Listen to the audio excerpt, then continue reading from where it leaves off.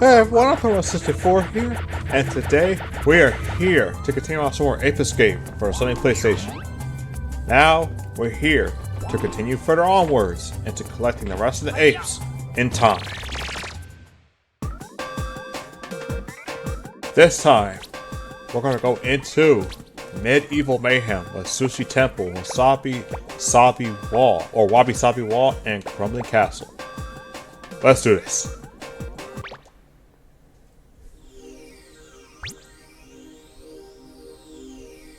Five apes and one Specter coin. Now, I know that pretty much everything, including the Specter coin, is in that one temple that I didn't go into.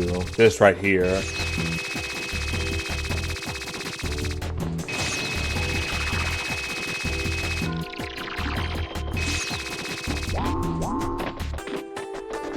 Yeah, now that I think about it, like, the X part really is going to be expansive, because keep in mind, part 1 is already going to have all the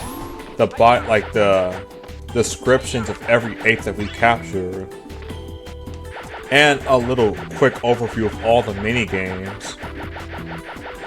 Add to the fact that there's also going to be that playthrough of the PSP version of Ape Escape on the Loose.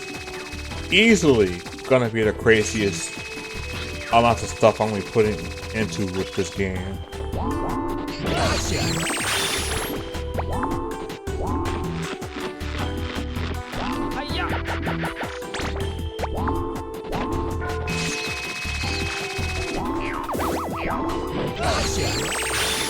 Is that it? No? Okay, I think I know where the other one's at. It's over here.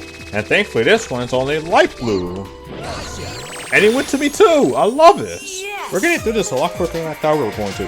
But, now that we finished talking about Crash Team Racing on the last part, what is there now to say about Crash Team Racing Nitro-Fueled?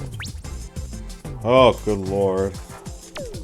There's still quite a lot I want to talk about with that game, but I never really put it into proper words because I'm always freaking fanning out about how amazing the game is. The fact that even years after it finished with all the updates, it also does contribute to the fact that this was the only multiplayer Crash game we had. One more Specter coin. I don't know. It was honestly just great that we really got to play through a lot of Crash Team Racing, especially on this one, since I actually, on this channel, I did actually get a good couple of videos on this, including the discussions about the way Sewer Speedway works with its shortcuts pre-patch, the freaking trying to explain how the whole U-turning mechanism works, U-turning versus just doing the hard turns in midair. Okay, and I know where the last one is. Assuming that's... Yeah.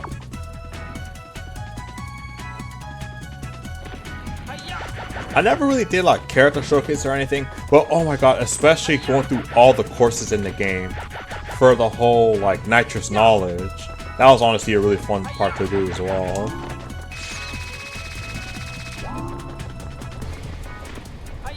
I'm kind of thinking about doing something like this with Crash Team Rumble, actually.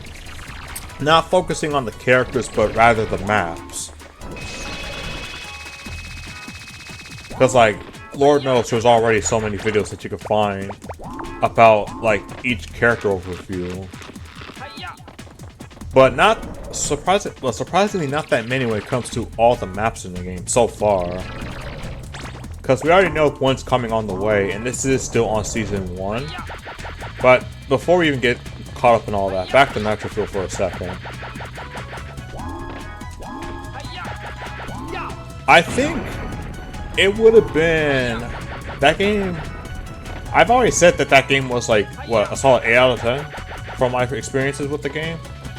It's really unfortunate that game could have been an easy 9. I can't say 10, but I would say easy 9. If the main contributor to why it's an 8 was the online functionality was just properly addressed. Like, there's been some remedies on it. It's far better than how it came out. Because good lord, online just did not work back then. Then there's also the fact that when you did go through the game, there was also hard mode being introduced for the adventure mode. Where at first I thought it was gonna be some really insane challenge, which at the time it was. But then it turns out the CPU still didn't take shortcuts, so it was like you kind of figure it out once you also figure out how the power sliding stuff works. Which, the power sliding, don't even get me started on how fun that part of the game is.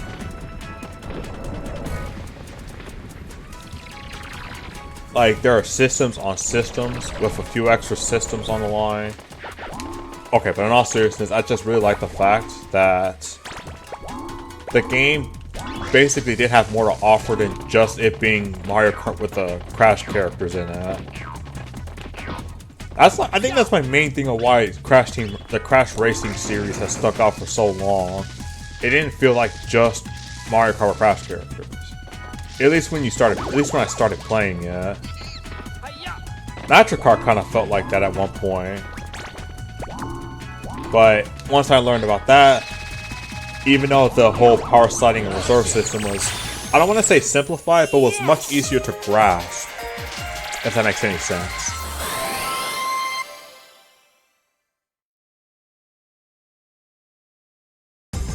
Crash Team Racing, I want to say you could argue, feels more like Mario Kart with Crash characters in there.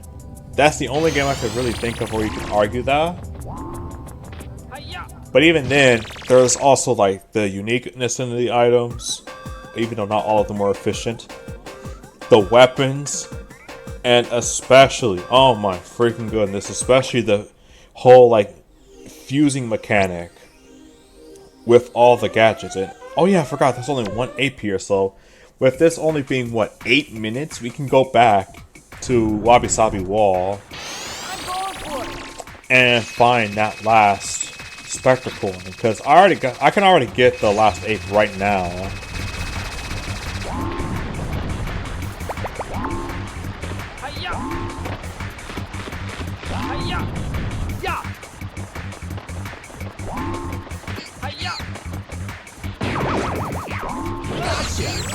But yeah, like the fusing mechanic, the weapons, the items, all the really admittedly dated humor that Crash Team Racing has going for it. It definitely showed the times, but I absolutely love looking back at that game. Especially during that playthrough where I got to look at it with the Xbox One controls. So yeah, we're gonna go ahead and go back into Wabi Sabi Wall and find that coin. Oh yeah, something about like the Sonic Racing titles, I don't know. Like, the Sonic Racing titles are lit, especially Transformed. Even to this day, there are many times where I come back, tweak the graphic settings on that, even though I just put it right back to the same settings I had it before. I don't know why that's a bad habit with me. Oh frick, I don't think I'm gonna make it. But that game in particular, Transformed, fantastic stuff. The first game is honestly nice. I like how there's the coin. How the Xbox version actually had Banjo-Kazooie on the game. I never really got to play that version either, but I just know they were there, and it was honestly a nice treat for those who were able to get that version. But yo, that's enough of reminiscing about racing titles for now. Or rather, kart racing, because I can go all day about freaking Wipeout, holy frick. But anyway, or Mark Nation Racers.